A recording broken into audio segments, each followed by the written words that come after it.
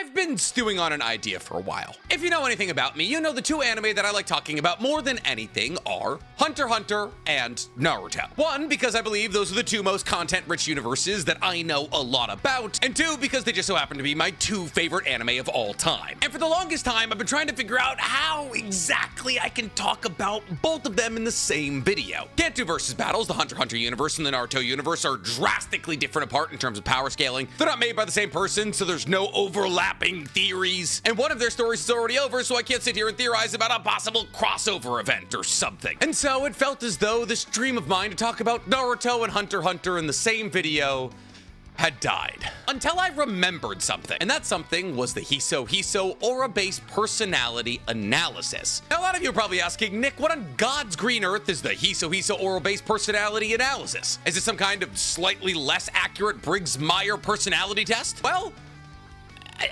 I guess, kind of. See, because in chapter 62 of Hunter x Hunter, Sasuke revealed to us a Nen identification system that he uses to try and figure out what kind of Nen user somebody is simply based off their personality. See, because Sasuke claims that apparently Nen users of different categories usually fall into the same buckets of personality. And while by his own admission, this personality analysis is really no more accurate than guessing somebody's star sign, but this universe is made up, so Togashi drawing Hisoka to tell us about the personality types of different Nen users is basically Togashi going, hey look, if somebody's like this is what their Nen is gonna be. And since over the course of the last 400 or so chapters, since Hiso's aura-based personality analysis was told to us, it's been a lot more accurate than people who have tried to guess my star sign. As in actuality, pretty much every Nen user falls into the exact categorization that Hisoka said they would personality-wise. But the cool part about this existing in Hunter x Hunter is that we can now use his personality test to figure out what Nen affinities that characters from outside of Hunter x Hunter would have. And thus today, I want to get slightly experimental, because today I want to answer the question that either nobody or everybody is asking, which is, what would be the Nen affinities of the Konoha 13? And as one of the 3 or so most knowledgeable people about Naruto on Earth, and one of the more knowledgeable people about Hunter x Hunter, I figured this would be a fun knowledge test. So today I want to go through every single one of the members of the Konoha 13 from weakest to strongest, and break down with examples why I believe each and every single one of them would fall into a specific Nen category. That is to say, today we're diving directly into each member of the Konoha 13's Nen affinity explained. But before we get to explaining anything, guys, please, for me, like this video, subscribe to the page, and hit that noti bell. So, before we dive into this video, let's quickly go over what Hisoka has to say about every different type of Nen affinity, starting with enhancers. According to Hisoka, and I quote, enhancers are simple and determined. Most of them never lie, hide nothing, and are very straightforward in their actions or in their thinking. Their words and actions are often dominated by their feelings. They are generally very selfish and focused on their goals. This is reflected in their Nen, as enhancers typically rely on simple and uncomplicated Nen abilities. Now, just from me saying that, a couple of characters from Naruto probably pop into your brain. And I'm gonna be real with you, kind of like how in the Hunter x Hunter universe, enhancers are the most common Nen affinity, enhancer is gonna be our most common comparison on this list. With, by my count, there being 1, 2, 3, 4, 5 total enhancers out of the 13. After enhancers, Hisoka said this about transmuters. Transmuters are whimsical, prone to deceit, and fickle. They can quickly consider something trash that they once treasured. They have unique characteristics. Many of them are regarded as weirdos or tricksters. They often put forth a facade while hiding the true aspects of their personalities. Even when they don't hide their personalities, they rarely reveal their true intentions. Many transmuters rely on techniques that give unique and unpredictable properties to their Nen that reflect their personalities. And transmuter is actually going to be our least common category from the Konoha 13, with only 1 entry. After transmuter, emitters are apparently impatient, not detail-oriented, short-tempered, and quick to react volatilely. They resemble enhancers in their impulsivity, but the difference between them is that emitters tend to calm down and forget more easily. Because of the nature of emission, many Nen abilities created by emitters are primarily long range. Remember earlier when I said the transmuter was our rarest category on this list? I'm sorry, they're also tied for emitters, because we only have 1 from the Konoha 13. After emitters, conjurers are typically high-strung or overly serious, stoic, and nervous. They are often on guard as to be cautious. They are very observant and logical, rarely falling into traps. Being able to analyze things calmly is the strength of conjurers. Many of the items that conjurers create are often used by them deliberately, practically, and logically. From the Konoha 13, we have 2 conjurers. After conjurers, we have manipulators, who are apparently argumentative and logical. They advance at their own pace and tend to want to keep their families and loved ones safe. On the other hand, when it comes to pursuing their goals, they do not listen to what others might have to say about it. While manipulators often use techniques that allow them to control their opponents, some choose an inanimate medium to control. And remember earlier when I said there was only one transmuter and then I was like, oh, I lied, there's actually only one emitter? Yeah, there's also only one manipulator. I don't write scripts. Who would believe it? But last and most definitely not least, we have specialists who are apparently independent and charismatic. They won't say anything important about themselves and will refrain from making close friends. However, because of their natural charisma that affects others, they're always surrounded by many people. And on this list, we have 2 specialists. Now, once again, I will remind you, we have 5 enhancers, 1 transmuter, 1 emitter, 2 conjurers, 1 manipulator, and 2 specialists. If you'd like to, right now, pause the video and try and figure out who I've placed where before I get into this list. I'm genuinely curious to see how some of you do. But now that we got all the rules out of the way, let's dive into this list. Starting with our number 13 entry,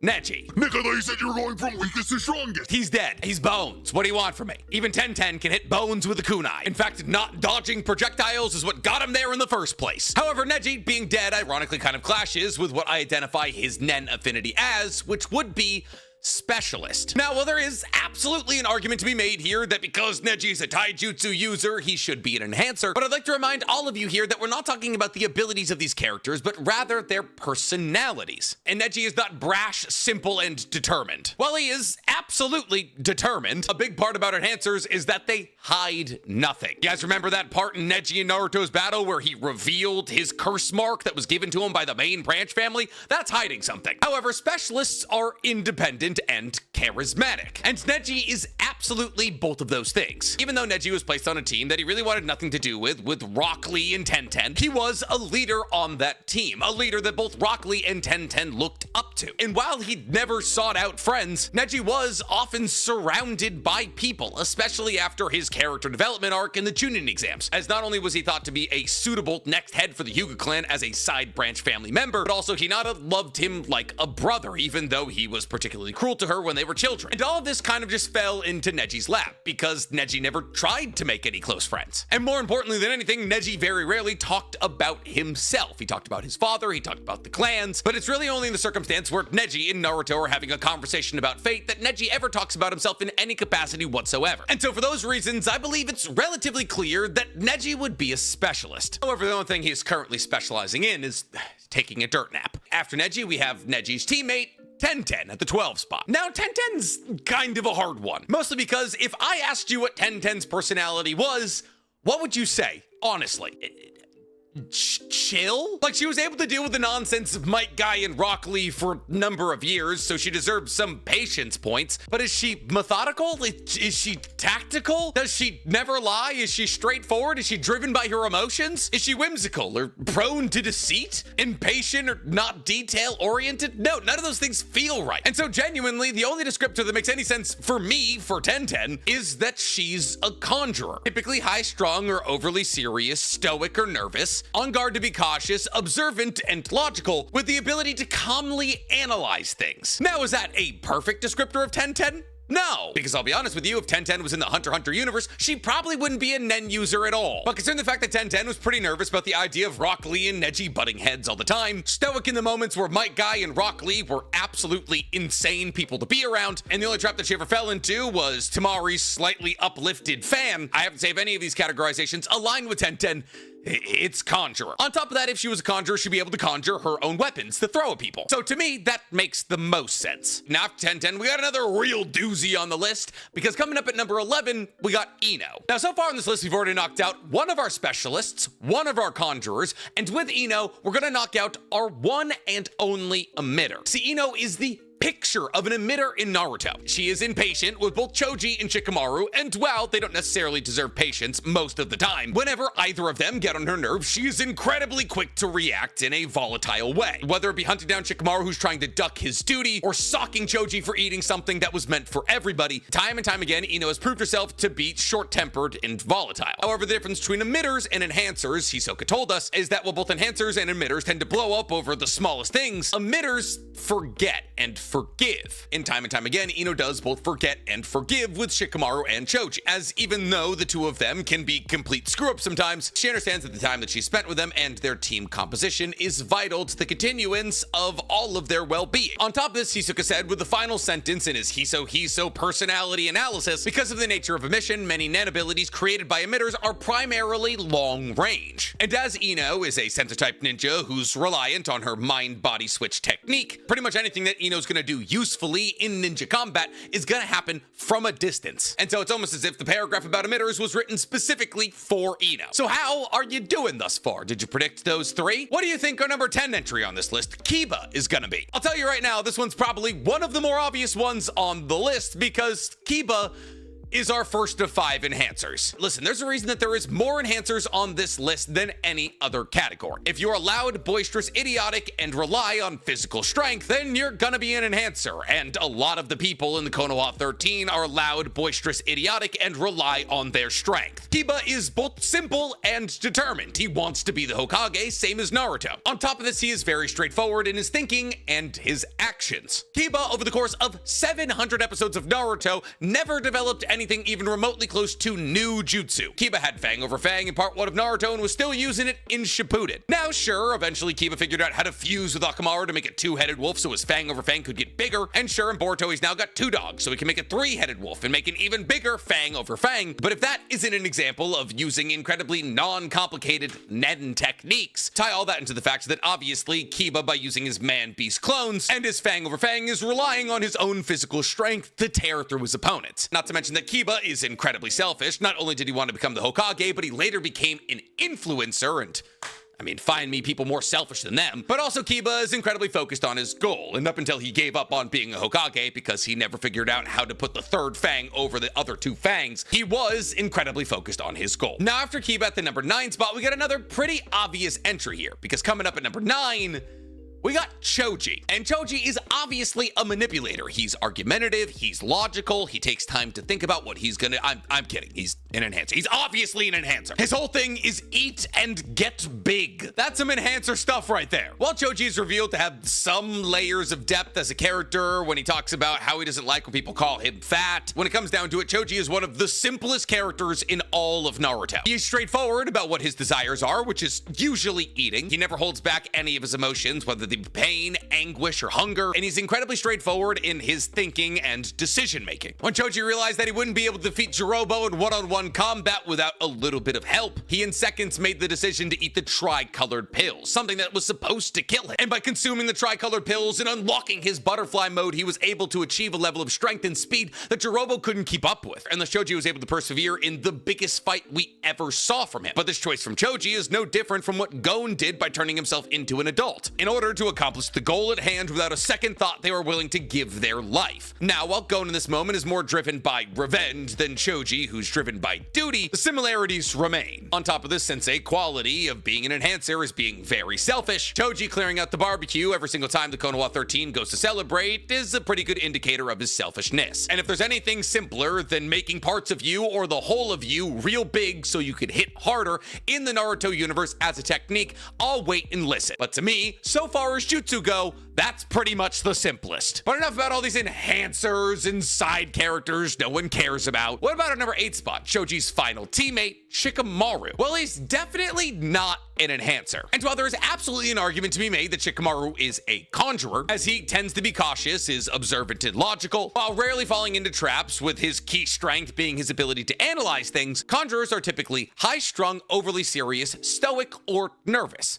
Shikamaru is none of those things. Shikamaru is stubborn to a fault. Stubborn in his laziness, stubborn in his own intelligence, and stubborn in his own determination. He is both argumentative and logical, and he absolutely advances at his own pace. As getting Shikamaru to conform to the ideology of trying to get as fast as possible, as quick as possible, is basically a Herculean task. All Shikamaru wants to do is to be a floating cloud in the sky. Every ounce of advancement that Shikamaru has made as a ninja has basically been against his own will. On top of that, the tidbit that Hisoka says about wanting to keep friends and family safe could 100% apply to every single member of the Konoha 13, but how many of them blew a dude up with the lighter of the person that they killed? Yes, obviously, Naruto, Sasuke, and everybody else from the Konoha 13 loves their family members and friends. Sasuke dedicated his entire life to cutting down Itachi because Itachi killed his clan. Naruto chased after Sasuke for 700 episodes to try and get him back. But only one person from the Konoha 13 dug a 13-foot hole because somebody killed his sensei. On top of that, Hisoka says another thing that's interesting as it pertains to Shikamaru. That is, on the other hand, when it comes to pursuing their own goals, they do not listen to what others might have to say about it. Now, I found this rather interesting, specifically because of recent events in Boruto. See, Konohamaru as the 8th Hokage has begun to move in a way that the people around him don't necessarily agree with. Whether it was him deciding to work with Boruto, which Ino vehemently disagreed with, but he didn't care, or the idea to use Matsuri's feelings for Konohamaru as a ploy to assassinate her when her guard was down, something he acknowledged that both Konohamaru and Naruto wouldn't agree with, shows to me that Konohamaru doesn't care what he needs to do to make sure that Konoha is safe, and also doesn't care if other people don't agree with it. On top of that, the last sentence from the manipulator analysis is, while manipulators often use techniques that allow them to control their opponents, some choose to animate medium to control. And Shikamaru's entire thing is not only the controlling of his enemies on the battlefield, but also the controlling of shadows. He literally has a manipulation technique. The activation clause is simply that he extends his shadow to touch yours. At the number 7 spot above Shikamaru in a slightly controversial ranking because one of these people is a housewife and the other is the 8th Hokage, we got Hinata. Now, Hinata's another tough one because while there absolutely could be an argument to be made that Hinata is an enhancer, as she is relatively simple in her desire to be respected by her clan and also to receive the love of Naruto, and is determined to accomplish both of those things. And while Hinata doesn't hide anything, and I couldn't see her lying to anybody, and sometimes her actions and her words are dominated by her emotions, like when she rushed in to save Naruto as the Devapath was going to finish him off. I wouldn't say that the way that Hinata fights is relatively uncomplicated. I also wouldn't call her selfish. And thus, while I wouldn't fault anybody for saying that Hinata is an enhancer, I believe that the more apt comparison would be to say that she's a conjurer. See, because Hinata is high-strung, and she is nervous. She spends almost the entirety of Naruto's story quivering behind any object she can find because she's too nervous to face Naruto. On top of that, the level of nervousness also keeps her on guard pretty regularly. And Hinata's intelligence is often underestimated. While Hinata definitely doesn't get involved in a lot of fights that she wins in Naruto, she is incredibly observant. She understood Neji's promise long before anybody else in the Hyuga clan, and she was able to, after acknowledging him and trying to bring him into the main branch family, train with him and learn from him and manifest her own unique abilities. And while the situation of Hinata rushing in to fight against the Devapath to save Naruto's life wasn't logical or observant or well thought out, and definitely more aligns with an enhancer as opposed to a conjurer, most of the other things that she's done fall under the umbrella of either being deliberate, practical, or logical. But like I said, if you wanted to call Hinata an enhancer, I couldn't blame you. Fortunately, the next person on our list has a way more concrete answer, because coming up at number 6, we have Sai. And Sai is our only transmuter. Amongst the Konoha 13, Sai is a bit of an enigma. He's a character that started his story in The Root as an assassin that killed thousands, while everybody else in the Konoha 13 were just kids raised by their parents that joined the Shinobi Academy. Even when Sai was introduced into the story, he was introduced technically as an antagonist. Sorry, had to go get a haircut. And as an assassin whose entire role after being planted on Team 7 in Shippuden was to keep an eye on Naruto and report back to Danzo, he was absolutely prone to deceit. And as the current head of the Anbu, yeah, deceit's kind of in the nature of his job. On top of that, when you consider Sai's backstory and the fact that he was raised with a best friend that he had to kill to become the Root's #1 assassin, while he didn't necessarily hate his best friend and therefore killed him, Hisoka's line about how transmuters have the ability to quickly consider something they once considered a treasure trash does ring especially true for somebody who was able to find the stomach to kill their best friend. On top of that, Sai is 100% regarded as a weirdo, and also 100% had an entire storyline about how he didn't know how to smile, and every smile that he gave to Team 7 was fake, and Hisoka said that transmuters will often put forward a facade to hide their true personalities. But last and definitely not least, final sentence that we got from Hisoka about transmuters was that many transmuters rely on techniques that give unique and unpredictable properties to their nen that reflect their personalities. And as Sai wields one of A, the most unique, and B, individualistic jutsus we've ever seen in Naruto, with his Super Beast Scroll, yeah, I'd say that aligns with pretty much everything we know about transmuters. But because of how unique Sai is, at least amongst the Konoha 13, he's the only person amongst them that fits the bill of a transmuter. So with him out of the way, let's get to our second and final conjurer, because at number 5, we have Shino. Whoops. We had 3 conjurers. I can't count. Anyways, even if you don't believe that TenTen or Hinata deserved to be conjurers, I genuinely believe, in the same way that I believe that Sai is undoubtedly a transmuter, that Shino is undoubtedly a conjurer. Shino is high-strung, nervous, always on guard. Observant and logical is how he's able to figure out things like blocking the joints of Kankuro's puppets, or blocking the air tunnels that Zaku's air release fired through. Without a calm, logical, and observant personality, Shino in those moments wouldn't have known how to use his bugs in the best possible way. However, Shino's intelligence is highly slept on. The amount of 200 IQ plays that Shino was making in part 1 of Naruto compared to Shikamaru and Shikamaru alone. Shino has multiple times deceived an enemy into believing that he was only attacking them from the front with his bugs, just to have a proverbial trail of ants climbing up their leg, gunking up the works of whatever they were trying to use against him. And thus, while an ability that is the control of million insects may seem very arbitrary, Shino uses his bugs deliberately, practically, and logically. Whether it be using a specific bug to track sense through the forests, sending a bug into a 10-tails wood clone knowing it wouldn't be able to regulate the amount of chakra it fed it, or just using walls of his standard beetles to gunk up airways that fire high compression air rounds. Time and time again, Shino has shown us that his battle intellect allows him to apply his insects in really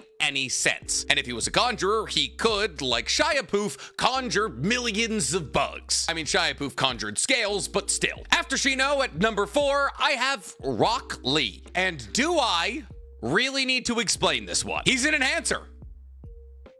Shocker. Rock Lee has one goal and one goal alone, which is to become the greatest taijutsu of all time and to be acknowledged by all of his peers for his strength. He is simple and ridiculously determined in that goal. He is honest to a fault. He hides nothing from anyone. He's straightforward in his actions. I mean, the kid is so incredibly honest that when he was fighting against Gaara, he was doing so with 10,000 pounds on each of his legs, and he didn't take it off until Might Guy said he could. And while I know I said Choji has the simplest moveset in all of Naruto, that's the simplest jutsu in all of Naruto. Rock Lee's just kicking bitches. So you don't need more he's an enhancer. We're moving on. After Rock Lee, at the number 3 spot, we have our first entry from Team 7, Sakura. And for those of you who've been keeping track, you'll understand that we've knocked out 3 of the 5 enhancers that I maybe got the right numbers on earlier in this video. So in this top 3, there must be 2 more enhancers. So is Sakura one of them? Yeah, she is. Listen, while I would say it's a stretch to call Sakura simple, if there's one person in the Naruto universe who's as determined to get Sasuke back as Naruto,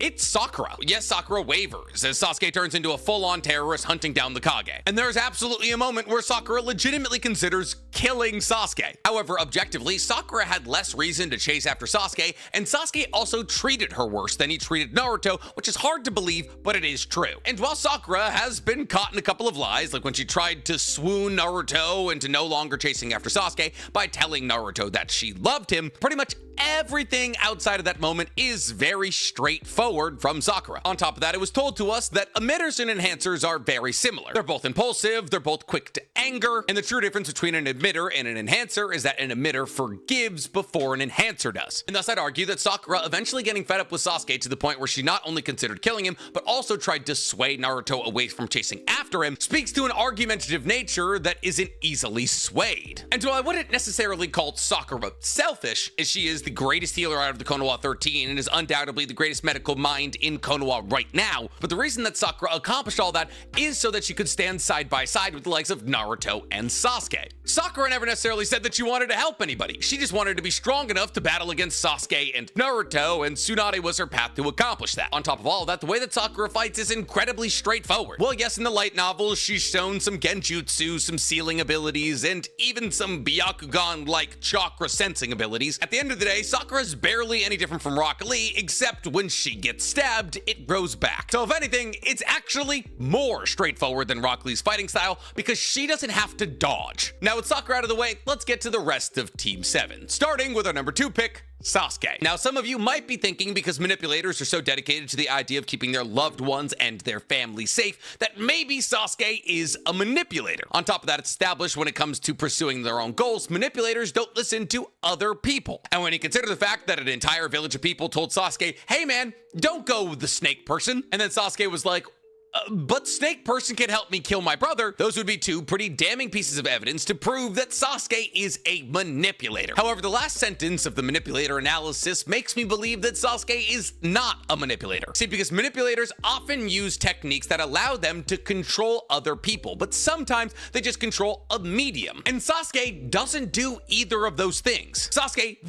and I mean very rarely, uses genjutsu of any sort. In fact, he doesn't really start busting out genjutsu until he gets the 6-tome Rinnegan. Outside of that, Sasuke's MS is fire, and oh, I can now control where the fire goes. And while you can make the argument that that is an inanimate medium to control, that feels thin to me. Rather, I'd make the argument that Sasuke is a specialist. Sasuke is both independent and charismatic. He didn't want to hang out with anybody, he didn't want to make any friends, and yet every single girl in the Shinobi Academy was wildly in love with him, except for Hinata. So, you know, shout out to her. On top of that, they don't say anything about themselves. I'd like to harken back to the very beginning of Naruto, where Sasuke goes, I don't have any particular interests, but I do have one goal in mind, and that's to kill somebody. And all the worst people in your 6th grade class decided, oh, that's my personality now. And listen, I know I didn't say the quote right. Okay, it's been a while. But also, specialists will refrain from making close friends. And while Naruto seems to believe that his and Sasuke's couple of kisses make them legally married, Sasuke doesn't seem to acknowledge that fact until at least late Shippuden. However, Hisoka finishes off the descriptors about specialists. Because of their natural charisma, specialists often find themselves surrounded by a lot of people. And while a big talking point about Sasuke leaving the village is that he left all of his friends behind, it was Sasuke's natural charisma that made Sakura and Naruto